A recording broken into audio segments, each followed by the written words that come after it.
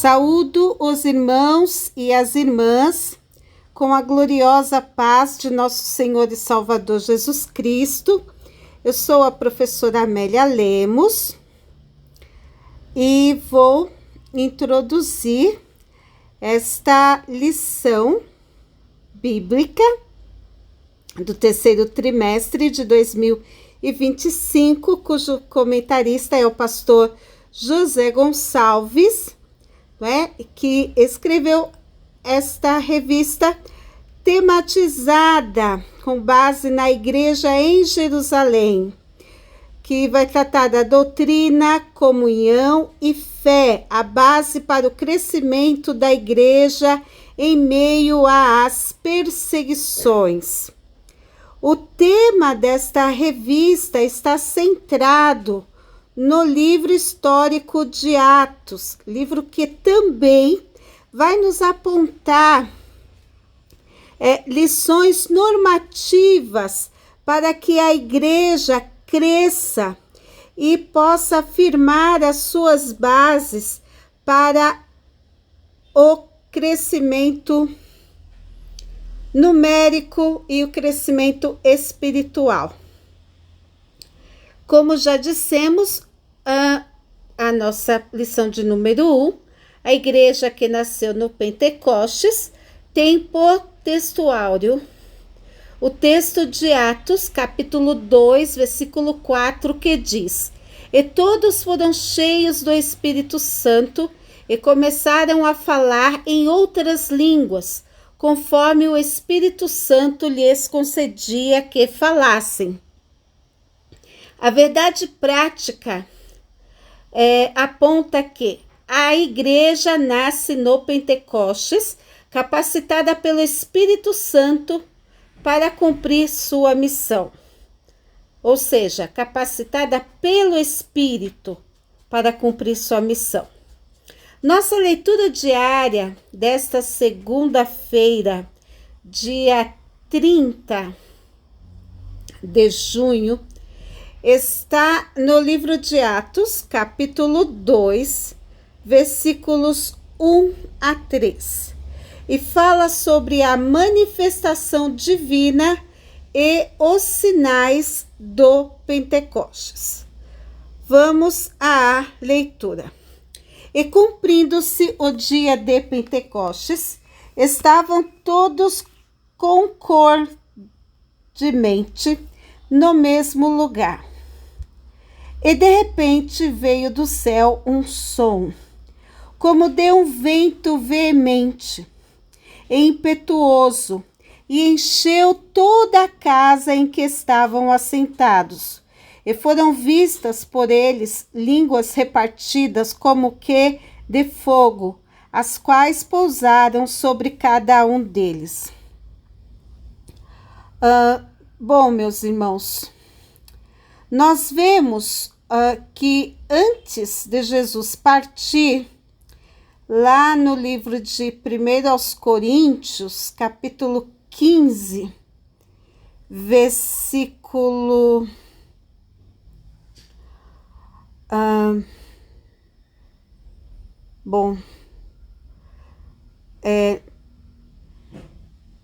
agora eu não me lembro o versículo.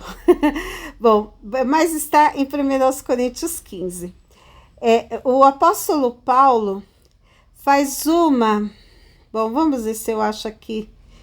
Fica difícil. Eu acho que está aqui. Aqui, versículo 6. 1 Coríntios, capítulo 15, versículo 6. Diz assim: Depois foi visto uma vez por mais de 500 irmãos, dos quais vive ainda a maior parte, mas alguns já dormem também. Então, o Senhor Jesus, antes de partir, ele foi visto por mais de 500 irmãos. É um número bem considerável, não é? Número bem considerável.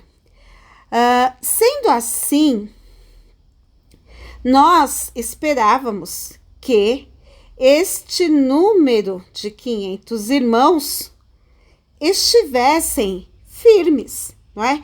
Em Atos 1 e 8, antes do Senhor Jesus partir também, ele deixou um aviso, mais uma vez, porque ele recomendou aos discípulos que ele deixaria o Consolador para que estivesse com os discípulos para sempre. Então havia a expectativa de que viria alguém em lugar de Cristo para estar com os discípulos dele. E daí ele disse, olha, mas recebereis a virtude do Espírito Santo, que há de vir sobre vós, e ser-me-eis testemunhas tanto em Jerusalém, como em toda a Judeia e Samaria, e até aos confins da terra. Sendo assim, ele avisa os discípulos, vocês vão receber o poder do Espírito Santo, que virá sobre vocês, e vocês serão minhas testemunhas. Vocês receberão o poder do Espírito Santo para a pregação, que vai começar a partir de Jerusalém. E esta pregação vai começar a se ampliar na Judeia, na Samaria e até aos confins da terra. Então chegou até nós, né? Nós estamos aqui lá no cantinho, né? Que alguns vão dizer, são os confins, perto dos confins da terra. E chegou até nós. E esta recomendação que o Senhor Jesus deixou, muitos discípulos levaram a sério e perseveraram em oração em Jerusalém, no lugar que o Senhor Jesus mandou ficar, porque havia um lugar, um compromisso, uma forma de se buscar. E a forma de se buscar era em oração. E eles estavam ali, em comunhão, em comum acordo, todos aqueles que estavam ali. Só que daqueles 500, já 380 já desistiu, só ficaram 120. Né? Então, a gente percebe que isto já aconteceu desde a época de Cristo. Mas, de repente, para aqueles que permaneceram, para aqueles que tiveram fé, para aqueles que realmente buscaram, veio do céu um som, como de um vento veemente, impetuoso. Não é? Símbolo do Espírito Santo. O vento que sopra, que não sabemos nem para onde vem, nem para onde vai. Mas é Ele que nos guia.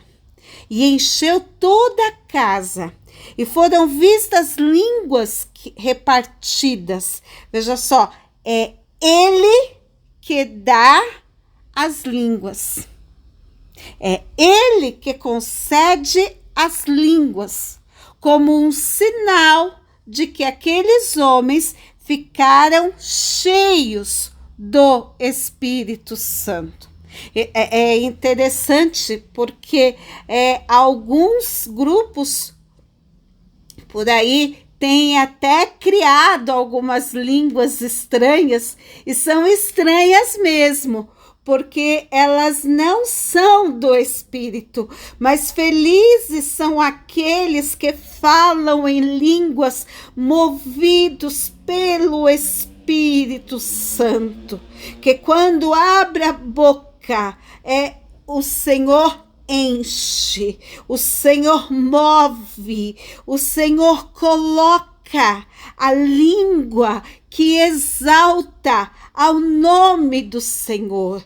E com aquelas línguas, eles exaltavam e magnificavam o nome do Senhor.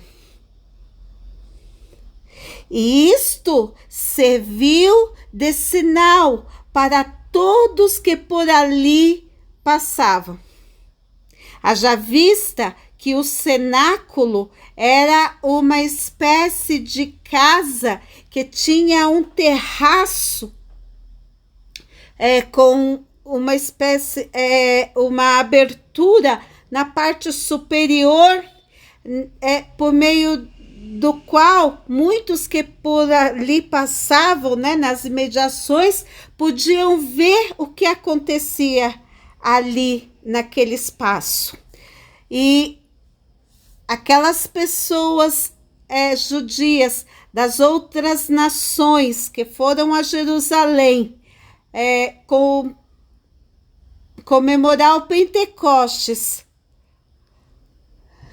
viram, contemplaram e participaram da primeira grande colheita que o mundo jamais viu, porque somente o Espírito Santo concede sabedoria para pregar com toda a autoridade. Ele sim consegue autoridade, né? Então, conforme você pode ver aqui no versículo 4, disse: todos foram cheios do Espírito Santo e começaram a falar outras línguas conforme o Espírito lhes concedia que falassem. Então, o Espírito Santo concedia as línguas, o Espírito Santo concedia as palavras da pregação, e o Espírito Santo contribuía para a transformação, para a regeneração daqueles homens. Este foi um momento ímpar do início, do nascimento da igreja, que faria toda a diferença ali em Jerusalém. Amém.